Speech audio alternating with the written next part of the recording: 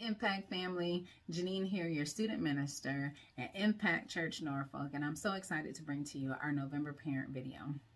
Over the course of my life as a parent, there are a lot of moments that really stick out.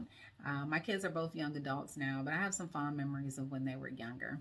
I remember playing Rock Band with them when it first came out. I remember one of our first family vacations to Disney and SeaWorld when my daughter, my youngest, was just a toddler. I remember the Christmas mornings and the birthday parties.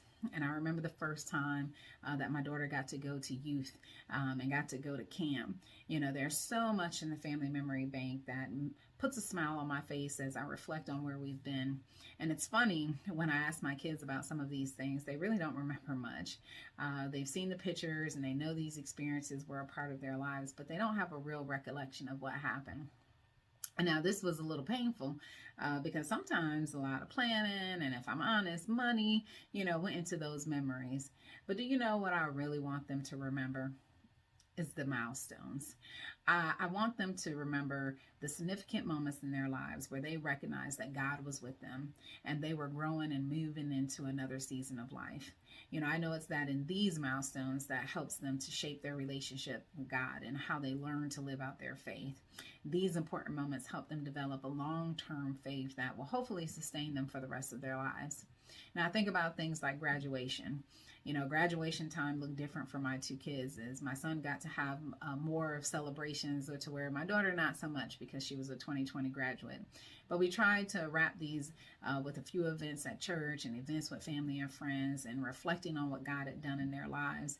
We celebrated my daughter's baptism when she made a public confession of faith where she took ownership of her relationship with God. And I wanted her to know that I was so proud of her and thankful to God for where he had brought her in her life. And it's during seasons of transition from elementary school to middle school and middle school to high school that I tried to mark these moments and surround my children in prayer so they would recognize that God was with them all along the way. I didn't get to catch every single spiritual milestone with both of my children, but I sure tried.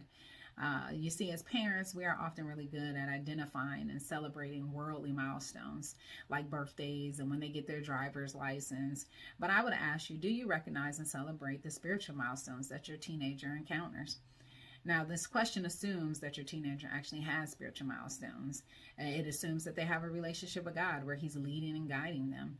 Because if they don't, sure, they'll move from one phase of life to another. However, they won't encounter spiritual milestones. So being able to recognize and celebrate spiritual milestones, it starts with your teenager actually having spiritual milestones. So here are a few suggestions that I have for you as a parent and how you can help your teenager have and be able to celebrate real spiritual milestones. First, I would recommend working really hard to build an authentic relationship with your teenager. This is where there's trust, open lines of communication, and conversations about faith. So many things that I encourage you with starts with this idea. Build a strong relationship with your teen. In this relationship, be honest. Be hot, be honest, open, and transparent. Be honest about your spiritual journey and be okay with talking about your challenges and your spiritual growth. If you can have a relationship with your teenager, we're talking about God as normal and natural. Guess what? Your teenager will be more apt, more likely to step into a relationship with God because God won't feel far distant from them. Create what I've heard called a faith-supportive environment at home. What does that mean? Establish some routines that include prayer and scripture. Have your own version of a family devotion. Live out your own faith to the best of your ability. And offer grace and forgiveness to everyone, to include yourself. Right? Encourage and support your teenagers' engagement in church and youth group. Hello. Send them upstairs on Youth Sunday, first and third and fifth Sundays. Bring them on out for First Wednesdays. Whenever we're having events, bring them out. Maybe arrange your family life around your teens' opportunities at church. We'll often arrange our family life around sports or some other worldly activity, but are we willing to arrange our lives around something that is far more important? You see, if we can create an environment at home that fosters faith, and we can put our teenagers in a community that is moving towards Jesus, and we can recognize and celebrate the spiritual milestones that they encounter, our teenagers are more likely to take ownership of their faith and learn how to arrange their lives around their relationship with God.